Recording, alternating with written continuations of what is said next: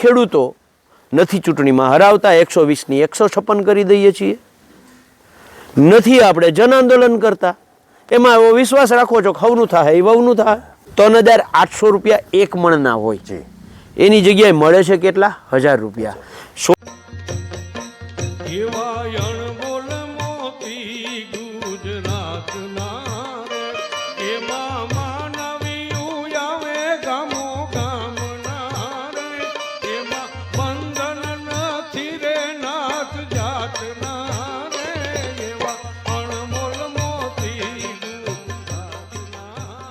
ત્યારે સોનું જે છે એ 27,000થી ચાલુ કરીને 30,000ની વચ્ચે રમતું હતું. તો એ પ્રમાણે 1200-1300 ગુણ્યા 26,000 રૂપિયા 20, બરાબર છે. તો એ 1-2 હજાર રૂપિયાની ઘટ હતી. તો એની સામે આજે શું થયું છે? 3-4 ગાડા મગફળી લઈને જાઓ ત્યારે 1 તોલું સોનું આવે છે. એટલે સોનું અને માંડવીની કમ્પેર તમે કરો તો 3,800 રૂપિયા એક મણના હોય, એની જગ્યાએ મળે છે કેટલા? 1000 રૂપિયા. સોનાને ભૂલી જાઓ, જેમાંથી માંડવીમાંથી જે પેદા થાય છે તેલ, 2014માં એ તેલ, સિંગ તેલ 1400-1500 રૂપિયાનો ડબ્બો હતો, આજે 2800-2900 રૂપિયા છે. સોનાની હારે આપણે કમ્પેર ના કરીએ, પણ જેમાંથી તેલ પેદા થાય છે એ ડબ્બો જો ડબલ થયો હોય, સીધું ગણિત છે, બરાબર છે, તો માંડવી 1200ની 1400 તો થવી જોઈએ, 1300ની 2600 તો થવી જોઈએ, એની જગ્યાએ 1000 રૂપિયા કેમ? માંડવી પકવવા માટે જે બિયારણ જોઈએ, ખાતર જોઈએ, દવા જોઈએ, મજૂરી જોઈએ, ડીઝલ જોઈએ, ખેતોજાર જોઈએ, ટ્રેક્ટર જોઈએ, આ તમામ વસ્તુના ભાવ 2 થી 3 ગણા વધ્યા. માંડવી ઉપરથી નીચે ઉતરી, કપાસ ઉપરથી નીચે ઉતરો, ઘઉં ઉપરથી નીચે ઉતરો, ડુંગળી ઉપરથી નીચે ઉતરી, અડદ ઉપરથી નીચે ઉતર્યા. કોઈ પણ ખેત પેદાશ લઈ લ્યો, એ બધી જ ઉપરથી નીચે આવે. 2014 પછી એનો ખર્ચો આગળ વધતો જાય. આ પરિસ્થિતિ થવા પાછળનું મુખ્ય કારણ આ છે. અને બીજું હું કાયમી કહું છું, ખેડૂતોને કહું છું કે કોઈ પણ વ્યક્તિ, કોઈ પણ પક્ષ કે કોઈ પણ સરકાર હોય, એને ડર છે ને 2 જ બાબતનો લાગતો હોય. એક ડર ચૂંટણીમાં હરાવી દેવાનો, બીજો ડર જન આંદોલનનો. તો આપણે ખેડૂતો નથી ચૂંટણીમાં હરાવતા 120ની 156 કરી દઈએ છીએ, નથી આપણે જન આંદોલન કરતા, એમાં એવો વિશ્વાસ રાખો છો ખવનું થાય એ વહુનું થાય. એટલે આ પરિસ્થિતિનું નિર્માણ થવામાં મુખ્ય 3 બાબતો ખેડૂતોના દીકરાઓ જાણતા અજાણતા, એને ખબર જ નથી કે હું આ ફલાણા પક્ષની પોસ્ટ મૂકું છું કાયમ, એના કારણે મારી માંડવીનો ભાવ ઘટ્યો છે. આ એને ખબર જ નથી. એને ખબર જ નથી કે હું ક્યારે આ પક્ષનો હાથો થઈ ગયો છું. એક ઉદાહરણ હમણાં હું કાયમ ગામોમાં આપું છું, મને એક બાપાએ આપ્યું છે, નાનું એવું ઉદાહરણ છે, આપને આપી. હું આજ હમણાં જે ભાણવડ તાલુકામાં ફરતો હતો ત્યારે એક ગામના 80-90 વર્ષના વૃદ્ધે જાપે અમે ચર્ચા કરતા હતા, એને સમજાવતો હતો. મને કે પહેલાં તું આ બધી ખોટી માથાકૂટ કરશો.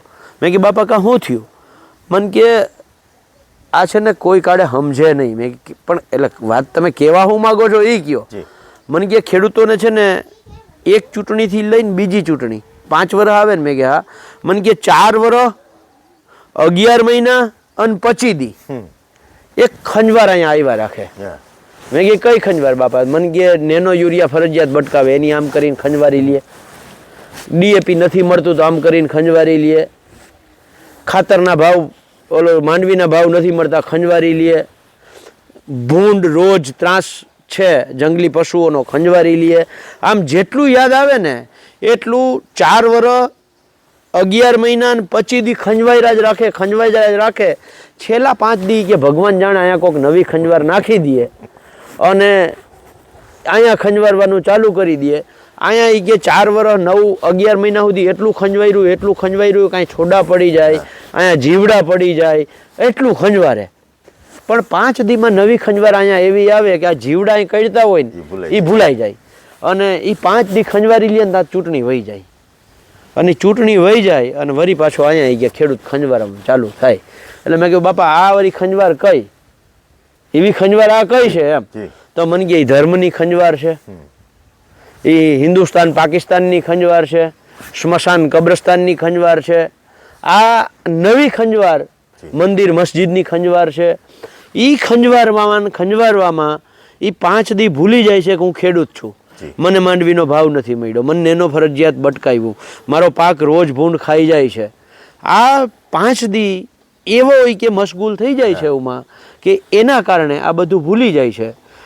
બાપાની વાત આમ જોઉં તો લગભગ બહુ સાચી છે, ભલે એની દેશી ઢબમાં વાત કરી, પણ આ વાસ્તવિકતા જે બધું જ આ પરિસ્થિતિના નિર્માણ થવામાં આપણે ખેડૂત મટી પેલા રાજકીય પક્ષોના માણસો થઈ ગયા છીએ, ધર્મના માણસો થઈ ગયા છીએ, જ્ઞાતિ જાતિના માણસો થઈ ગયા છીએ.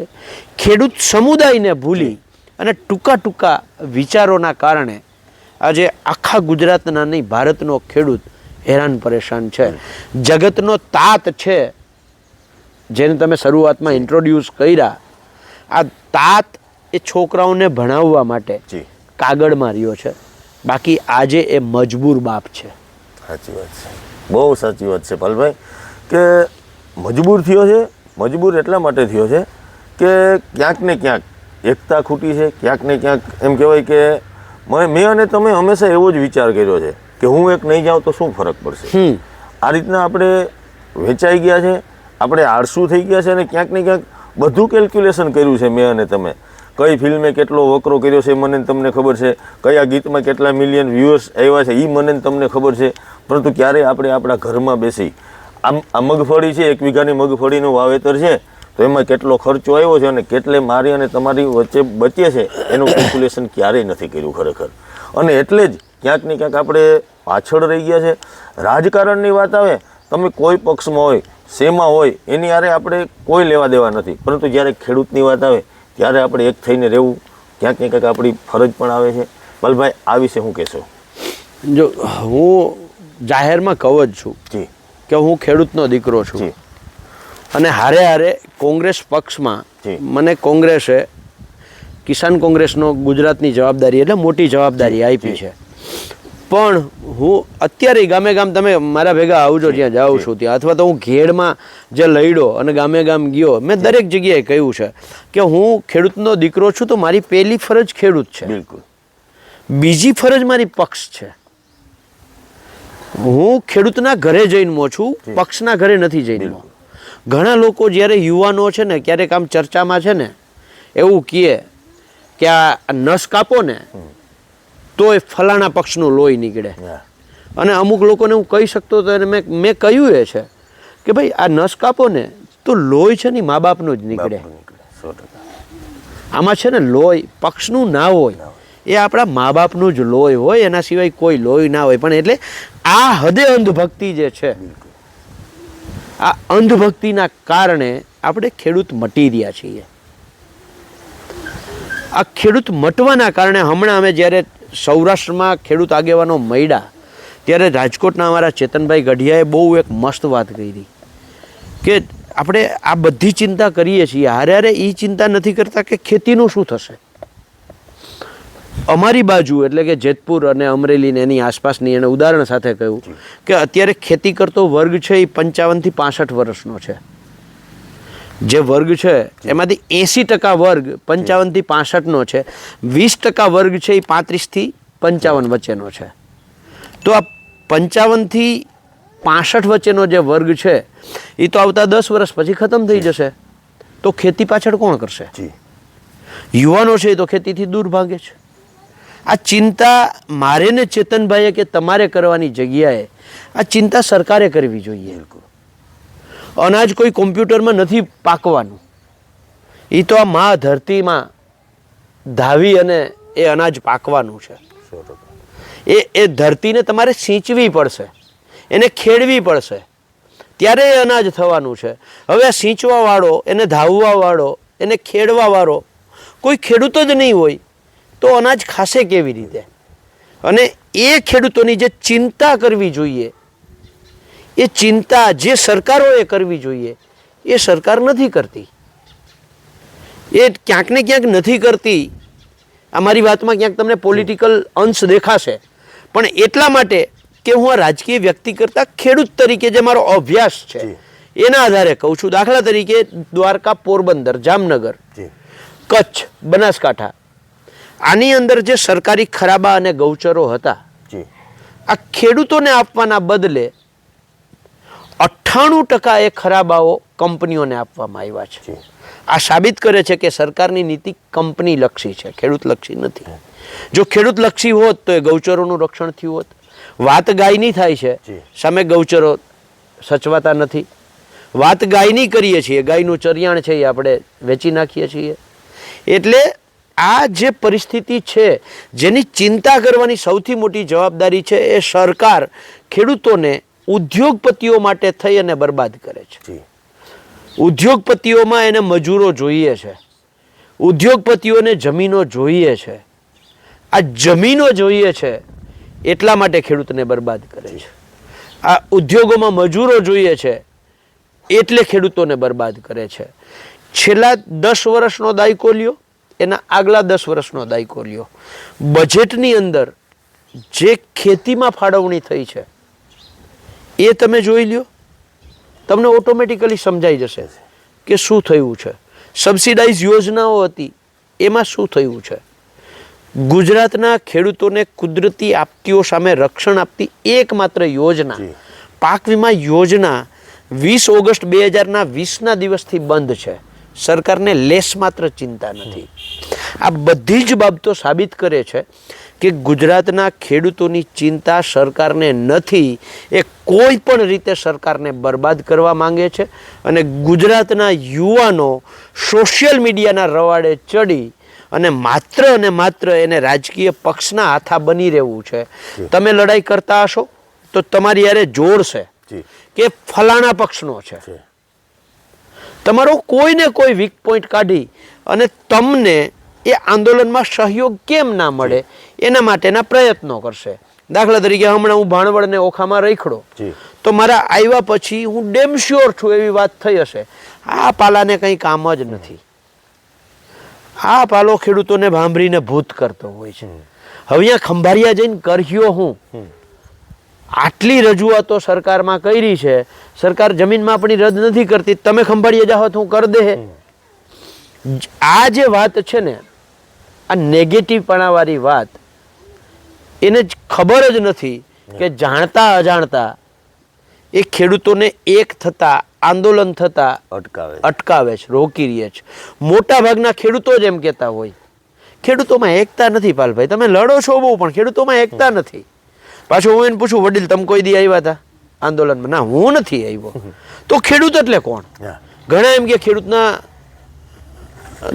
ત્રાજવામાં તોલવા જેવું છે દેડકાઓને ખેડૂત એટલે. ઘણા એમ કે હાંડિયાના લીંડોળા જ ભેગા ના થાય. પણ આ કેવા વાળાને જ તમે પૂછો કે તમે ખેડૂત છો તો એમ કે હા.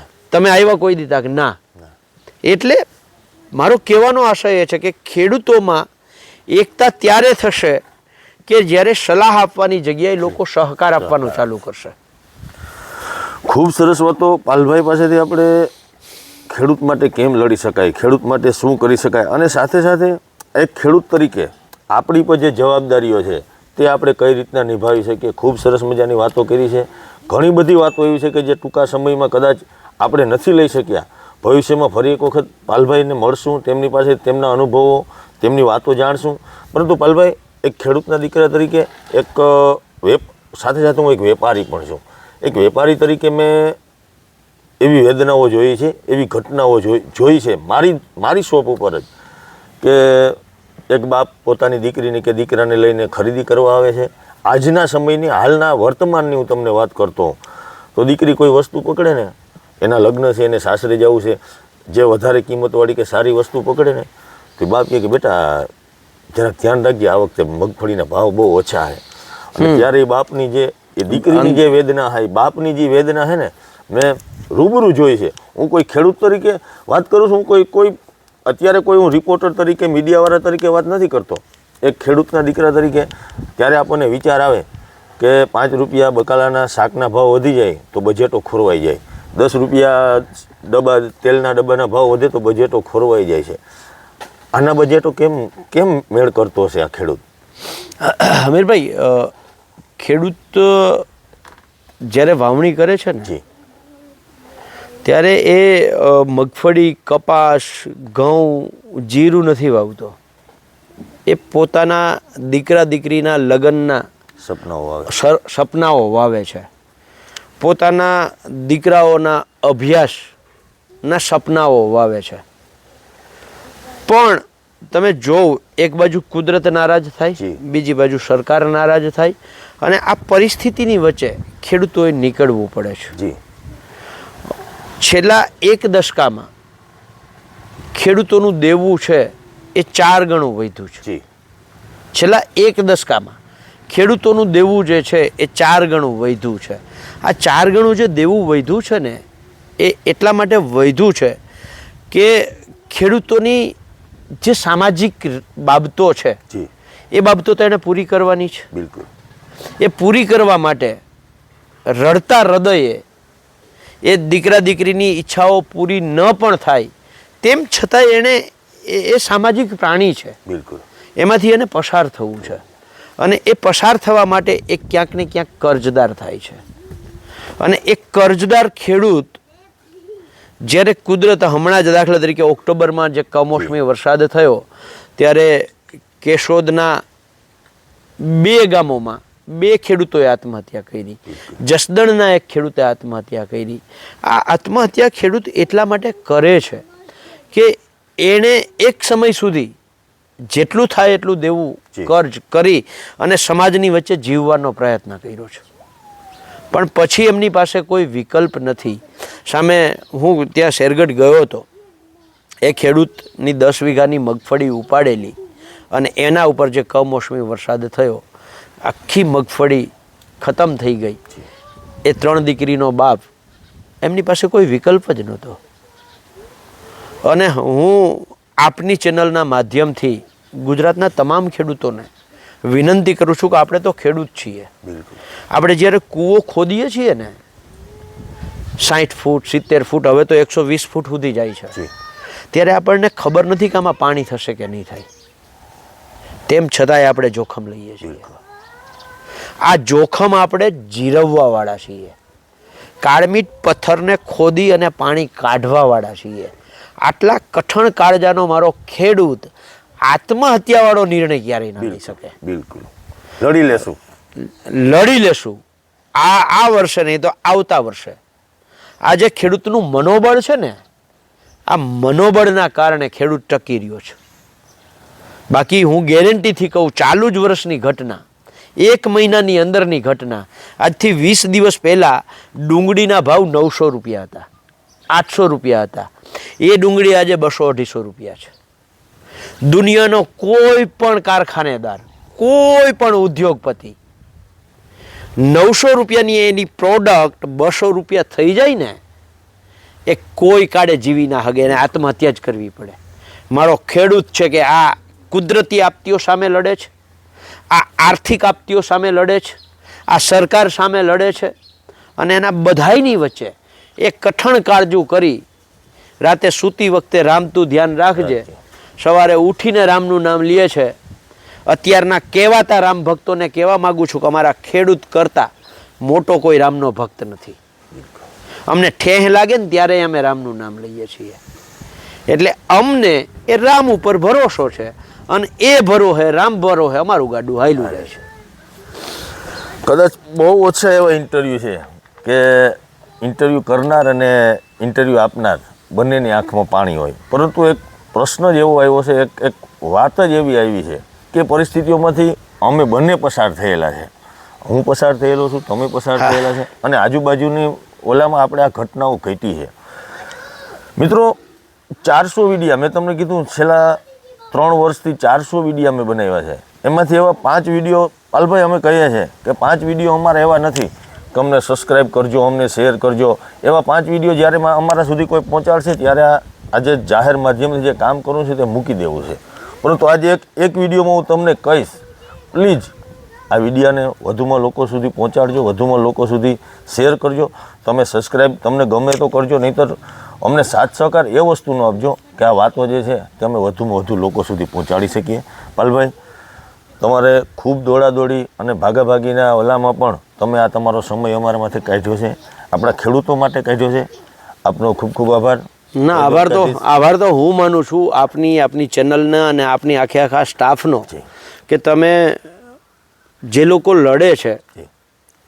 એ મારા માટે એક જાતનું પ્રોત્સાહન છે. તમે એને પ્રોત્સાહન આપો છો.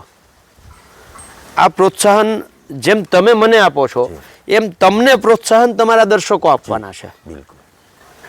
જેથી કરીને વધારે લોકો સુધી વાત પહોંચે તો તમને પ્રોત્સાહન મળશે. બિલકુલ.